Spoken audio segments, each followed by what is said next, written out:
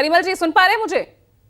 हाँ हाँ हाँ परिमल जी जरा बताइए, ये चढ़ने उतरने का समय जो बहुत क्रूशियल बता रहे हैं फखरुल हसन चंद जी, क्या संकेत देने की कोशिश हो रही है यहाँ? अरे ये सब मैनिपुलेशन तो अपोजिशन वाले करते हैं या मीडिया लोग करते हैं। देखिए, आदरणीय नीतीश कुमार लगातार विकास की बात करते हैं और विकास से उनका मुख्य एजेंडा रहा है। जिस तरह हम लोगों ने बेहतर कोऑर्डिनेशन के साथ बिहार में जो इलेक्शन हम लोगों ने कैंपेन किया था, उसकी परिणति आप देखिए कि जब काउंटिंग हो रहे थे तो ऐसा प्रतीत होता था कि बिहार में हमारे आदरणीय नेता नीतीश कुमार के विकास, शासन और सामाजिक न्याय की आंधी चल रही है। तो देखिए, हमारे आदरणीय नेता नीतीश कुमार पिछले 20 वर्ष से आप कह सकते हैं कि राष्ट्रीय और राज्य के राजनीति में महत्वपूर्ण फोकल पॉइंट रहे हैं। तो किसी भी मूव को आप लोग बहुत मैनिपुलेट करते हैं, लेकिन हम लोग, हमारे केसी त्यागी जो हमारे मुख्य प्रवक्ता हैं, उन्होंने कल स्पष्ट कर दिया था कि हम लोग एनडीए के साथ थे, हैं और रहेंगे।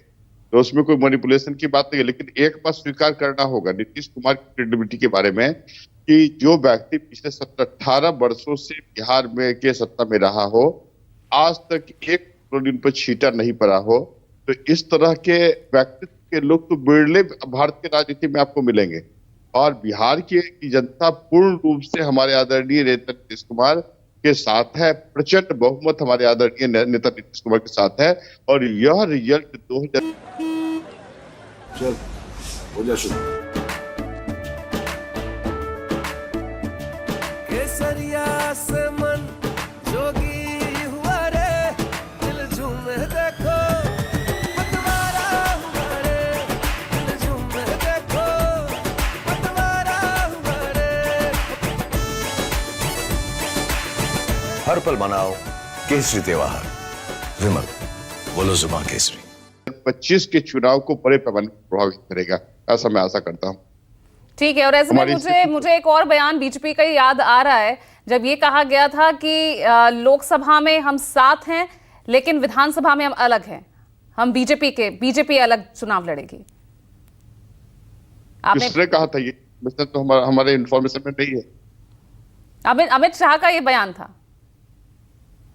हमारे इंफॉर्मेशन में इस तरह के बयान तो नहीं है। विधानसभा में आपकी मजबूत स्थिति हो गई ना, इसका मतलब हमेशा बीजेपी आपको इग्नोर नहीं कर सकती। पूजा जी, थी नहीं, हमेशा है। मतलब बिहार की राजनीति हमारे आदरणीय नेता नीतीश कुमार के इर्द गिर्द ही घूमता है। आप देखिए, राइट, कोई भी हमारे सहयोगी, लेकिन जो निर्णय होता है वो हमारे आदरणीय नेता नीतीश कुमार। जैसे नीतीश कुमार ने बड़े पैमाने पर युवाओं को रोजगार देने का काम किया था, तो बेसिक रूप से वह तो उनकी व्यक्तिगत जो एक कॉन्सेप्ट था कि सात नीचे पार्ट फर्स्ट और सेकंड के आधार पर ये विकास का कार्य आगे कर रहे हैं। इसमें सारिका, शाम जब बैठक होगी इंडिया गठबंधन की, तो क्या कुछ स्पष्ट रूप से क्लियर हो पाएगा? क्या करने जा रहा है इंडिया गठबंधन आगे? अपोजिशन में बैठने को तैयार है या फिर इन संभावनाओं के चलते हुए ही अब आगे की जो रणनीतियां हैं वो बनेगी? बिल्कुल पूजा जी, मैं बार बार आपसे यही बात कह रही हूँ कि आज इंडिया गठबंधन की हमारी बैठक है। सारी जो हमारे अलायंस पार्टीज हैं वो दिल्ली में आ रहे हैं।